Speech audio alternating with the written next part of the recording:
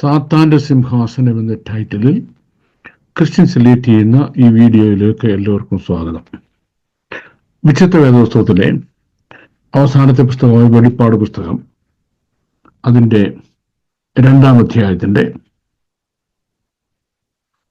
12 മുതലുള്ള വാക്യങ്ങളിൽ പെർഗമോസിലെ സഭയുടെ ദൂതനെ എഴുതുക.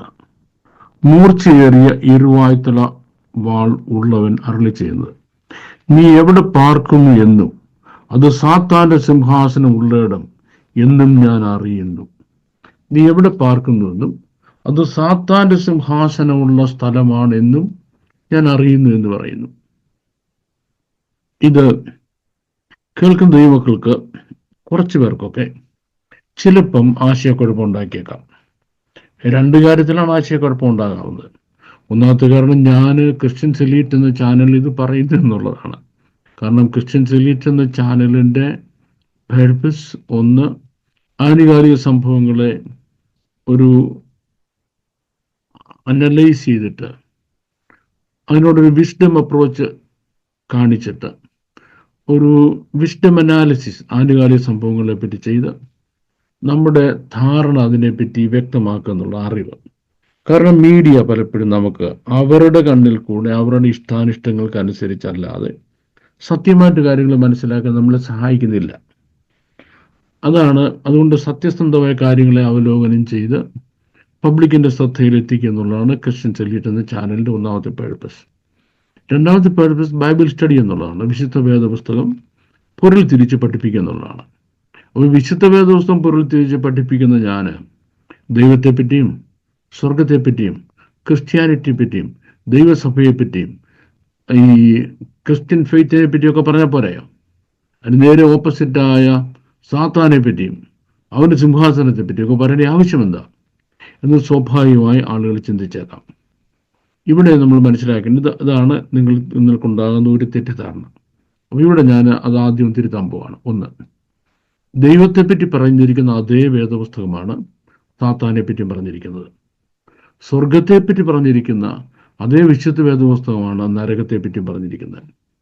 ദൈവസ്നേഹത്തെപ്പറ്റി പറഞ്ഞിരിക്കുന്ന അതേ വേദപുസ്തകമാണ് ദൈവിക ന്യായവിധിയെപ്പറ്റി പറയുന്നത്. അപ്പം ദൈവത്തെപ്പറ്റി ഒരു പൂർണ്ണ ഗ്രാഹ്യം നമുക്കുണ്ടാകണമെങ്കിൽ, സ്വർഗത്തെപ്പറ്റി പൂർണ്ണ ഗ്രാഹ്യം ഉണ്ടാകണമെങ്കിൽ, ദൈവസ്നേഹത്തെപ്പറ്റി പൂർണ്ണമായ ഗ്രാഹ്യം ഉണ്ടാകണമെങ്കിൽ അതിന് തുല്യമായ വേറൊരു ഫോഴ്സ് അതിൻ്റെ ഓപ്പോസിറ്റായിട്ടുണ്ടെന്നും അതിനെപ്പറ്റി ധാരണ ഉണ്ടാകണം എന്ന് നമ്മൾ മനസ്സിലാക്കണം.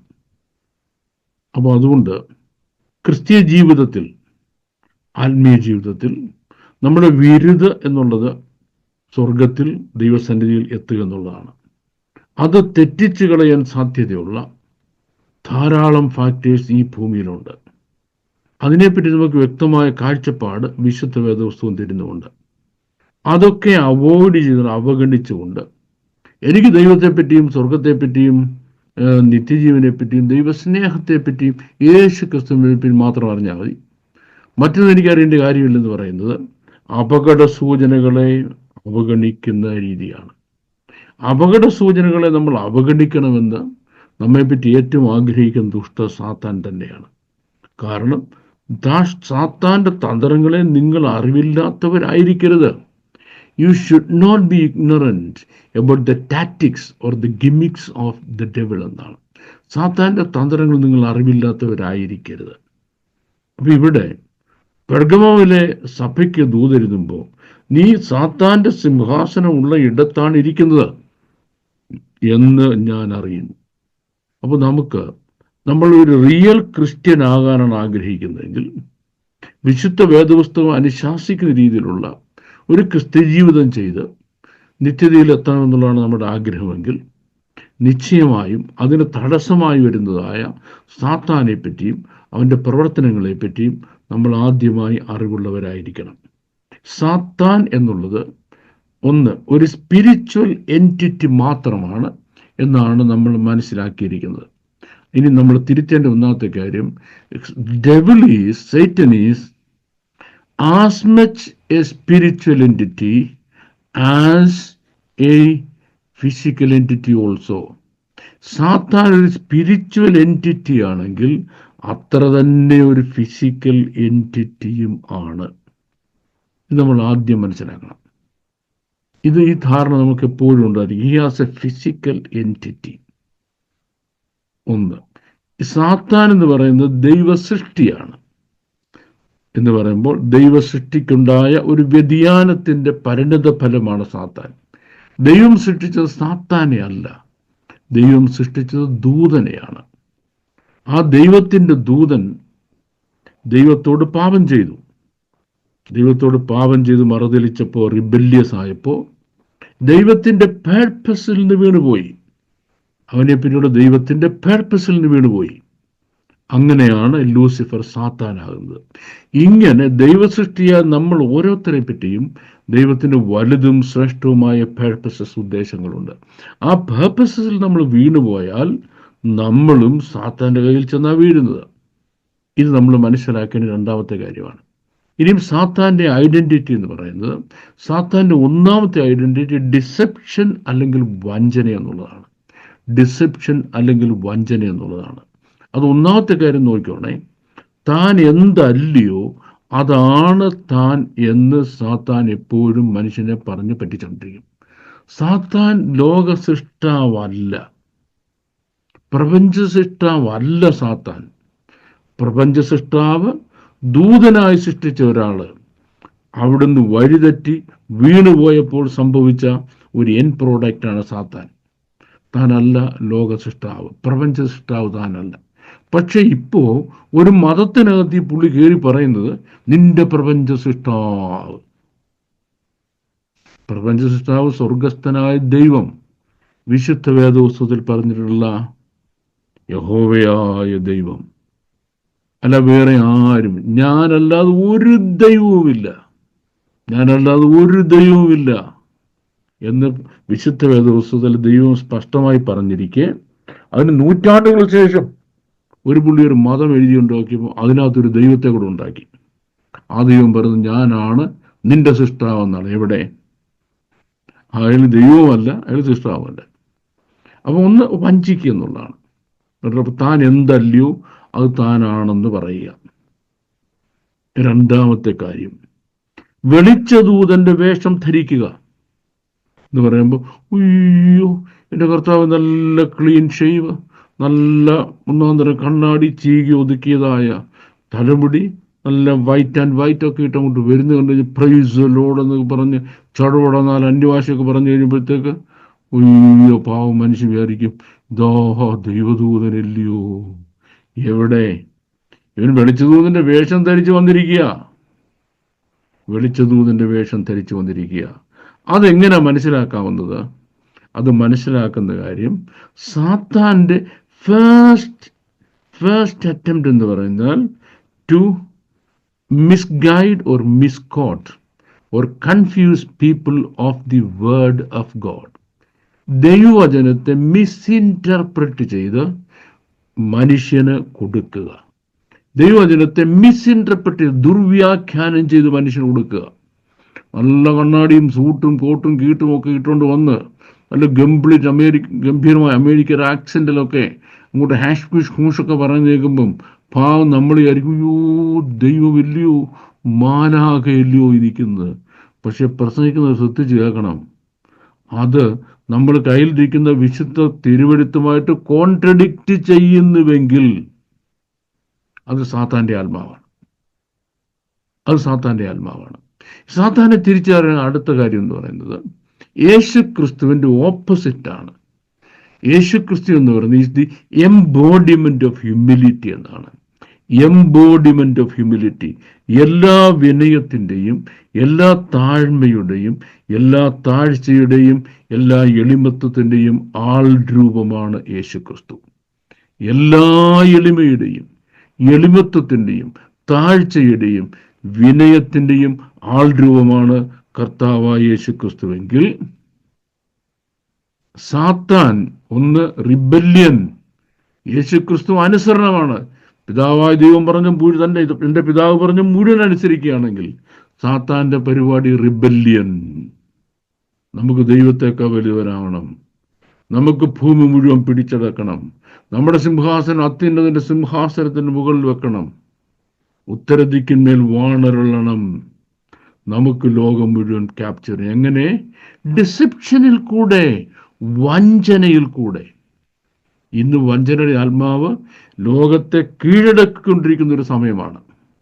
ഇപ്പം ഞാൻ ഉദാഹരണം പറഞ്ഞാൽ, ഈ പല രാജ്യങ്ങളിൽ നിന്ന് വള്ളത്തിലൊക്കെ കയറി ഈ മെഡിറ്ററേനിയൻ കടലിൽ ക്രോസ് ചെയ്ത് ചില കക്ഷികൾ വരുന്നപ്പോൾ തന്നെ കീറിപ്പറിഞ്ഞ് തുണിയില്ല, മണിയില്ല, പണമില്ല, തീറ്റിയില്ല, കഞ്ഞിയില്ല, കുടിച്ചില്ല, അയ്യോ മൂക്കളെ ചീറ്റി വരുന്ന കണ്ടു കഴിഞ്ഞാൽ ഈ സായിപ്പന്മാർക്ക്, യൂറോപ്യന്മാർക്ക് ഭയങ്കര സങ്കടം തോന്നും.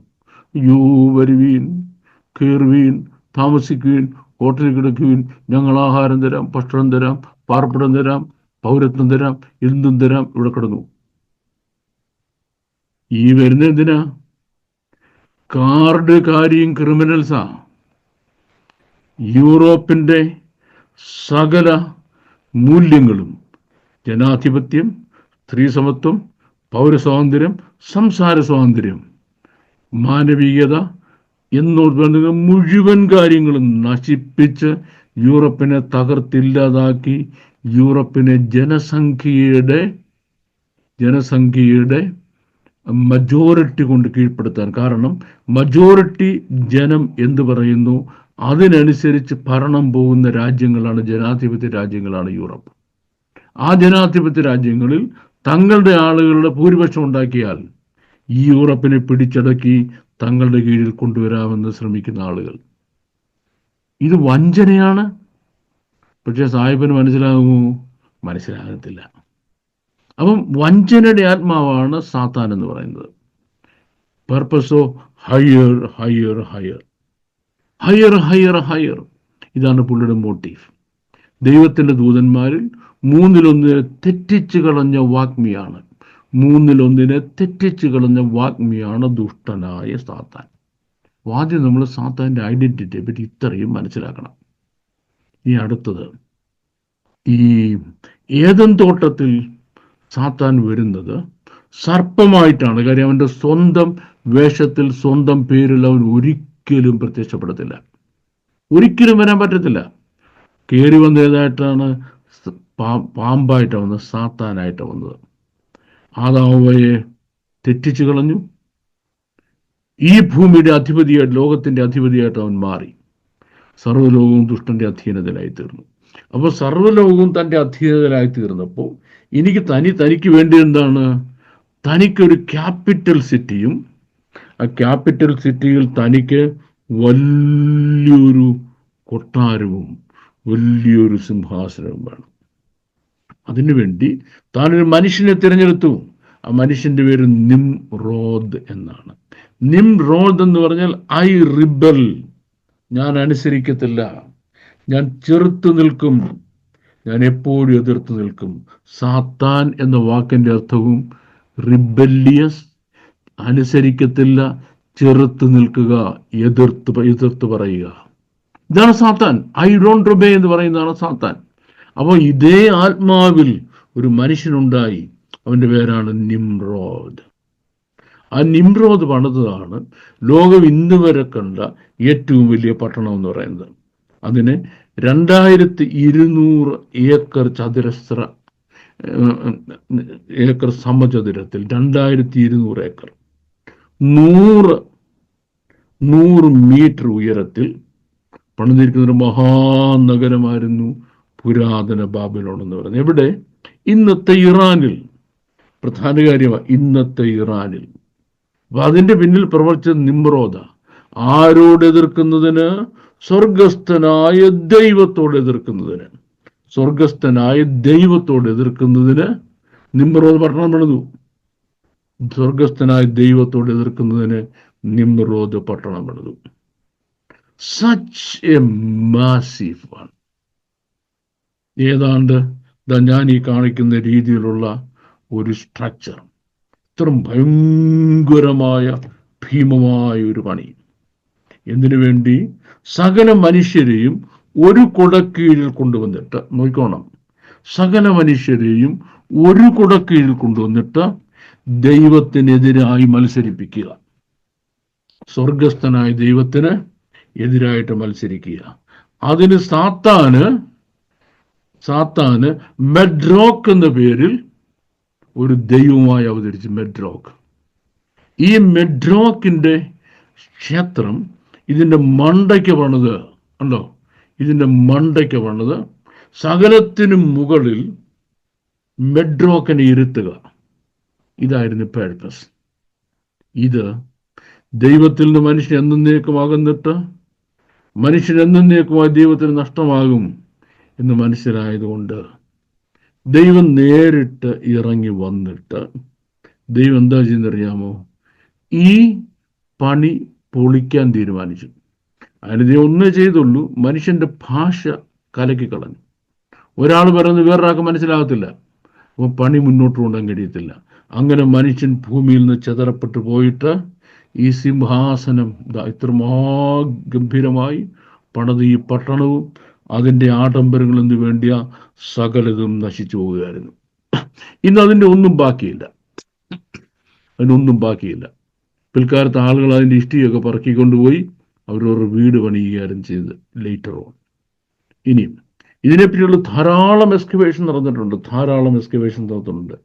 പ്രത്യേകിച്ച് ഫാദർ ഓഫ് മോഡേൺ ഹിസ്റ്ററി എന്നറിയപ്പെടുന്ന ഹെറഡറ്റസ് വളരെ വ്യാപകമായിട്ട് ദീർഘമായിട്ട് വളരെ ഡീറ്റെയിൽഡായിട്ട് ഈ പട്ടണത്തെ പറ്റി പറഞ്ഞിട്ടുണ്ട്. ഇതായിരുന്നു ഭൂമിയിൽ സാത്താൻ്റെ ആദ്യത്തെ സിംഹാസനം. ആ ആദ്യത്തെ സിംഹാസനം അവിടെ നിന്ന് പൊളിക്കുക എന്നുള്ളത് മനുഷ്യരാശിയെ രക്ഷിക്കുന്നതിന് വേണ്ടി ദൈവത്തിന് അനിവാര്യമായ കാര്യമായിരുന്നു എന്നുള്ളതുകൊണ്ട് ദൈവം അത് പൊളിച്ചു കളഞ്ഞു. ഇനിയും സാത്താന് പിന്മാറാൻ ഒക്കത്തില്ല. അതുകൊണ്ട് പുള്ളി എന്തറിയാമോ? തൻ്റെ സിംഹാസനമായിട്ട് പിന്നെ പോകുന്ന സ്ഥലമാണ് ഏൻഷ്യന്റ് ഈജിപ്റ്റ് എന്ന് പറയുന്നത്, പുരാതന ഈജിപ്റ്റ് എന്ന് പറയുന്നത്. ആ പുരാതന ഈജിപ്തിൽ ആകാശ ദേവത എന്ന് പറയുന്ന ഞാൻ ഈ പറഞ്ഞ ഈ പുള്ളിക്കാരത്തിയെ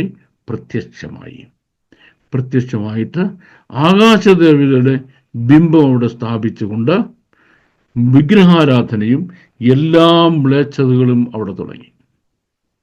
ഇനിയും അതിൻ്റെ തലസ്ഥാനമായ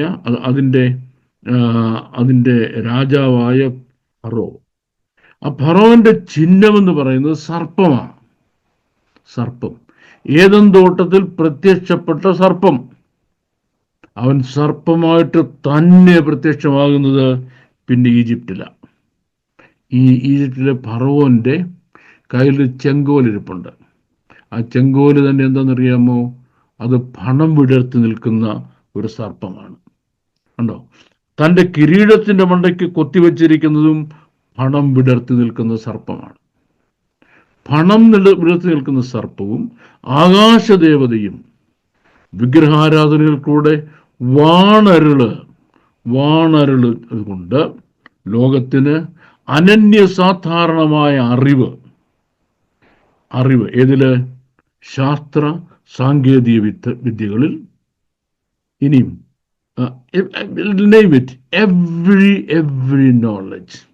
എവ്രി നോളജ്, ലാംഗ്വേജ് ആകട്ടെ, ലിറ്ററേച്ചർ ആകട്ടെ, കൾച്ചർ ആകട്ടെ, ബിൽഡിംഗ് ആകട്ടെ, ആർട്ട് ആകട്ടെ, ആർക്കിടെക്ചർ ആകട്ടെ. പറഞ്ഞില്ലേ, ഈജിപ്തിന്റെ പിരമിഡ് പിന്നെ ആർക്കും പണിയാൻ കഴിഞ്ഞിട്ടില്ല. കാരണം എന്താ? ശാസ്ത്രം ഇത്രയധികം വികസിച്ചിട്ടും ആ പിരമിഡിന്റെ പിന്നിലെ അതിൻ്റെ ടെക്നോളജി ഇപ്പോഴും മനസ്സിലാക്കാൻ കഴിഞ്ഞില്ല. അതുകൊണ്ടാണ് ഇപ്പം പിരമിഡ് പണിയാത്തത്. അപ്പം ഇതായിരുന്നു സാത്താൻ്റെ രണ്ടാമത്തെ സിംഹാസനം.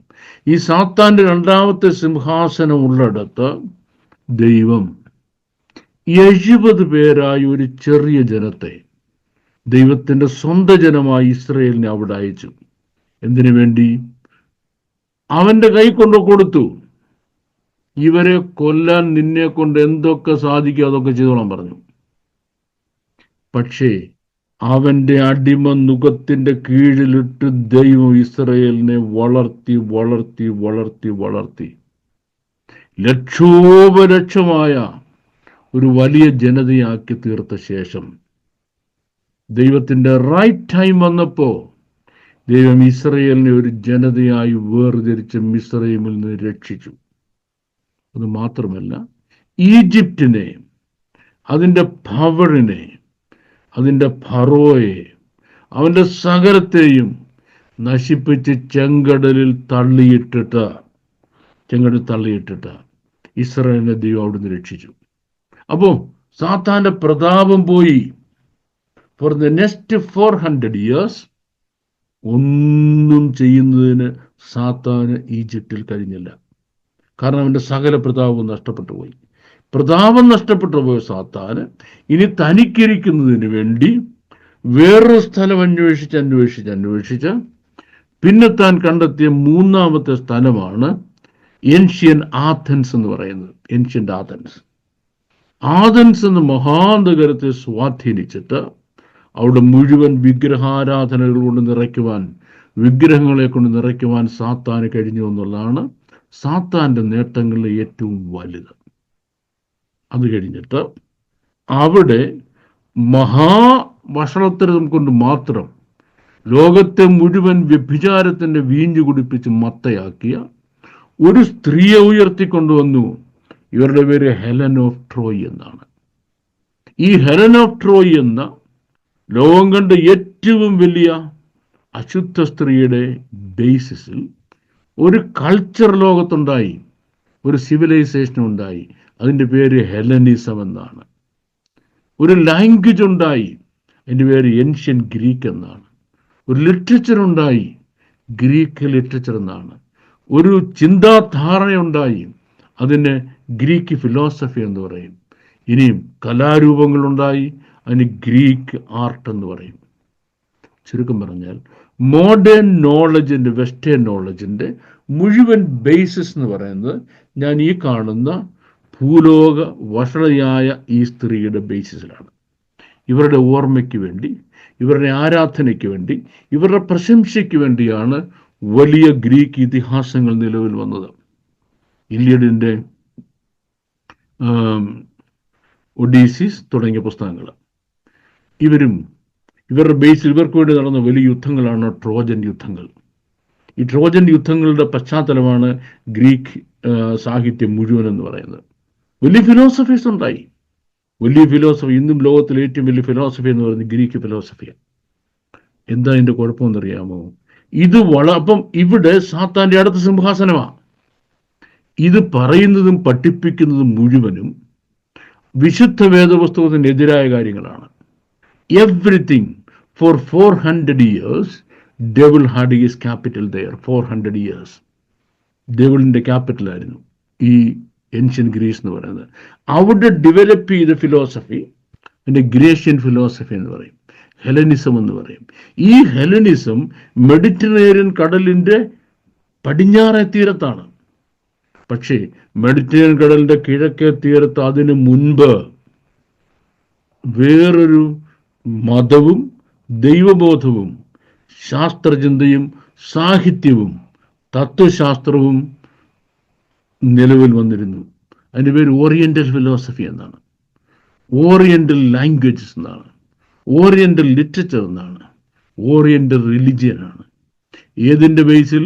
വിശുദ്ധ വേദപുസ്തകം വിഭാവന ചെയ്യുന്ന വിശുദ്ധനായ സ്വർഗസ്ഥനായ ദൈവം പറഞ്ഞതനുസരിച്ച് ഒരു ജനതയുണ്ടായി, വിശുദ്ധ എബ്രായ ജനത, അല്ലെ വിശുദ്ധ യഹൂദവർഗം, വിശുദ്ധ ഇസ്രായേൽ ജാതി. കാര്യം ദൈവം ഒരു വിശുദ്ധ വംശം എന്ന് പറഞ്ഞാൽ പിന്നെ എനിക്ക് ഒരു വിശുദ്ധ വംശം അല്ലെന്ന് പറയാൻ പറ്റത്തില്ല. 2, ഒരു ദൈവബോധമുണ്ടായി. അതാണ് ജുഡായിക് സെൻസ് ഓഫ് റിലിജിയൻ എന്ന് പറയുന്നത്. 3, ഒരു സാഹിത്യമുണ്ടായി, വിശുദ്ധ വേദപുസ്തകം എന്ന് പറയുന്നത് എൻ്റെ ബേസിൽ. ഇനിയും ഒരു ജീവിത ദർശനമുണ്ടായി. ഇതിന് പിൽക്കാലത്ത് യേശുക്രിസ്തു വന്ന് ക്രിസ്ത്യാനിറ്റി സ്ഥാപിച്ചിട്ട് ഇതിനെ യൂണിഫൈ ചെയ്ത് ജുഡായിക് ക്രിസ്ത്യൻ വേൾഡ് വ്യൂ എന്നും ജുഡായിക് ക്രിസ്ത്യൻ പെർസ്പെക്റ്റീവ് എന്നും പറയും. ഈ ജുഡായിക് ക്രിസ്ത്യൻ വേൾഡ് വ്യൂവും ജുഡായിക് ക്രിസ്ത്യൻ പെർസ്പെക്റ്റീവും വളർന്നു വന്ന് 400 വർഷങ്ങൾ കഴിഞ്ഞപ്പോൾ ഞാൻ ഈ പറഞ്ഞ കാര്യമുണ്ടല്ലോ, ഞാൻ ഇപ്പോൾ കാണിച്ചത്, ഈ ഗ്രീക്ക് ഫിലോസഫി, ഈ ഹെലനിസം, അതിനെ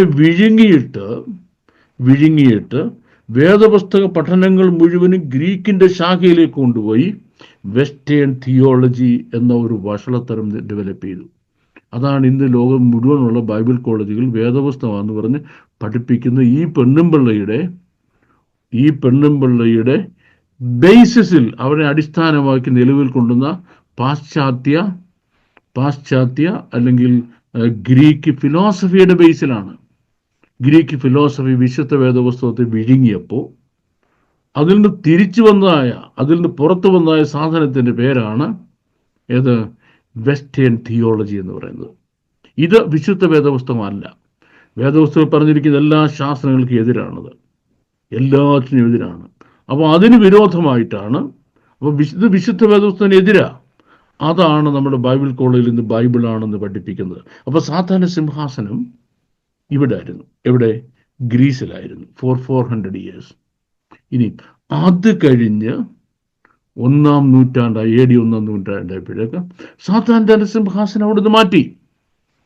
അതിൻ്റെ അടുത്ത സിംഹാസനമാണ് വെസ്റ്റേൺ ടർക്കിയിൽ പെർഗമോസ് എന്ന് പറയുന്ന സ്ഥലം. അതാണ് നമ്മൾ വിശുദ്ധ വേദപുസ്തകത്തിൽ ഈ വെളിപ്പാട് പുസ്തകത്തിൽ വായിച്ചു കേട്ടത്, സാത്താൻ്റെ സിംഹാസനം. അപ്പോൾ ആ പുരാതന പട്ടണത്തിൻ്റെ ഒരു ചെറിയ അവശിഷ്ടങ്ങൾ ഇപ്പോഴും അവിടെ ഉണ്ട്. അതിൽ നിന്ന് 1-2 കാര്യങ്ങളാണ് ഞാൻ നിങ്ങളെ കാണിക്കുന്നത്. 1-2 റിലിക്സ് ആണ് ഞാൻ നിങ്ങളെ കാണിക്കുന്നത്. അവിടെ ഉണ്ടായിരുന്നത് വലിയ കറുത്ത കല്ലിൽ പണിത, ഒറ്റക്കല്ലിൽ പണിതിരുന്ന ഒരു മോണോലിത്ത് ഉണ്ടായിരുന്നു. ഒറ്റക്കല്ലിൽ പണിതെടുക്കുന്നതിനാണ് മോണോലിത്ത് എന്ന് പറയുന്നത്. ഒരു സിംഹാസനം, കറുത്ത സിംഹാസനം, കറുത്ത കളറ. അതിൻ്റെ അടിയിൽ എപ്പോഴും തീയുണ്ട്. അതിങ്ങനെ പുകച്ചുകൊണ്ടിരിക്കും. അതിന് ചുറ്റും മുഴുവൻ വിഗ്രഹങ്ങളാണ്. ഒരു വലിയ മലയുടെ മണ്ടയ്ക്ക് സ്ഥാപിക്കപ്പെട്ട ഒരു മഹാനഗരമായിരുന്നു ഇത്. പിൽക്കാലത്ത് ഇതെല്ലാ വഷളത്തരത്തിൻ്റെയും ആഭിചാരത്തിൻ്റെയും വ്യഭിചാരത്തിൻ്റെയും സകലവിധ വൃത്തികളുടെയും വേൾഡ് സെൻ്ററായിട്ട് വെസ്റ്റേൺ ടർക്കി മുഴുവൻ ഡെവലപ്പ് ചെയ്തു, എഫെസോസ് ഉൾപ്പെടെ. ഇതായിരുന്നു അതിൻ്റെ മെയിൻ കാര്യം. സാത്താൻ്റെ ആരാധന അവിടെ നടന്നുകൊണ്ടിരിക്കുകയാണ്. ഈ സാത്താൻ്റെ ആരാധന നടന്നുകൊണ്ടിരിക്കുന്ന ഈ അതിൻ്റെ അവശിഷ്ടങ്ങളാണ് ഞാൻ ഈ കാണിക്കുന്നതൊക്കെ അതിൻ്റെ അവശിഷ്ടങ്ങളാണ്. ഇവിടെ പിൽക്കാലത്ത് ഞാൻ ഈ കാണിക്കുന്ന മനുഷ്യൻ, ഇദ്ദേഹത്തിൻ്റെ പേര് കാൾ ഹ്യൂമാൻ എന്നാണ്. കാൾ ഹ്യൂമാൻ എന്ന് പറയുന്ന ഈ വലിയ ജർമ്മൻ ആർക്കിടെക്റ്റ് ഇവിടെ വന്ന ശേഷം അന്ന് ജർമ്മനിയുടെ വലിയ സ്വാധീനം കൊണ്ട് ഈ സാധനം ഈ പറഞ്ഞ സാത്താൻ്റെ സിംഹാസനം എന്ന് പറയുന്നത് അത് അവിടുന്ന് ഇളക്കിക്കൊണ്ട് ബെർലിനിൽ കൊണ്ടുപോയി വെച്ചു. ഈ took it all the way up to Berlin. ഈ ബെർലിനിൽ കൊണ്ടുപോയി വെച്ച് പുതുക്കി പണിതതായ ക്ഷേത്രത്തിൻ്റെ മാതൃകയാണിത്. ഈ സാത്താൻ്റെ ക്ഷേത്രം ബെർലിനിൽ പണിതു. ബെർലിനിൽ സാത്താൻ്റെ ക്ഷേത്രം പണിതപ്പോൾ സാത്താൻ്റെ അടുത്ത സിംഹാസനം ഇരിപ്പിടം അവിടെ കിട്ടി. സാത്താൻ്റെ സിംഹാസനം സ്ഥാപിച്ചു കഴിഞ്ഞാൽ സാത്താനിൻ്റെ അടുത്ത പരിപാടി എന്താണ്? സാത്താനെ എങ്ങനെ തിരിച്ചറിയാന്നുള്ള ഏറ്റവും വലിയ അടുത്ത പരിപാടി പറയാൻ പോവാ. ദൈവത്തിൻ്റെ ജനമായ ഇസ്രായേൽ മക്കൾക്കും യേശു ക്രിസ്തുവിൻ്റെ ജനമായ ക്രിസ്ത്യാനിക്കും അവരെപ്പോഴും എതിരാ. എന്താ എപ്പോഴും പറയുന്നത്? First Saturday people, then the Sunday people. First Saturday people, ആദ്യം ഞങ്ങൾ യഹൂദനെ ഭൂമുഖത്തിൽ നിന്ന് തുടച്ചു മാറ്റിക്കളയും. അവനെ ഉന്മൂലനം ചെയ്ത് കഴിഞ്ഞാൽ ദെൻ ദ സൺഡേ പീപ്പിൾ എന്ന് പറഞ്ഞാൽ ക്രിസ്ത്യാനികളാണ്, അവരെ ഭൂമിയിൽ തുടച്ചു നീക്കും. ഇപ്പം നോക്കി, സാത്താൻ്റെ സിംഹാസനം ബെർലിനിൽ വന്നു. അന്ന് ബെർലിനെ മുഴുവനും നിറഞ്ഞു നിന്ന ജനമാണ് ദൈവത്തിൻ്റെ ജനമായ യഹൂദന്മാർ. അപ്പോൾ ഈ കാണുന്ന ക്ഷേത്രത്തിൻ്റെ ഫ്രണ്ടിൽ വലിയ ഗ്രൗണ്ടുണ്ട്. അവിടെയായിരുന്നു ഈ നാസികളുടെ എല്ലാ പ്രധാന സമ്മേളനങ്ങളും മിലിറ്ററിയുടെ പരേഡും ട്രെയിനിങ് ക്യാമ്പും നടന്നിരുന്നത്. എവിടെ? സാത്താൻ്റെ സിംഹാസനത്തിൻ്റെ മുൻപിൽ. സാത്താൻ്റെ സിംഹാസനത്തിൻ്റെ അവൻ്റെ ക്ഷേത്രത്തിൻ്റെ അടുത്തായിരുന്നു ഇത് മുഴുവൻ നടന്നത്.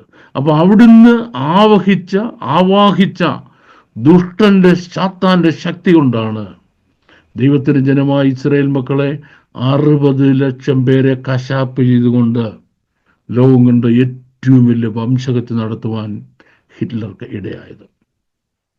പക്ഷെങ്കിൽ ഹിറ്റ്ലർ തകർന്നുപോയി, നാസിയും തകർന്നു, ജർമ്മനിയും തകർന്നു. അതാ സാത്താനെ കയറ്റിയുള്ള കുഴപ്പമാണ് കേട്ടോ.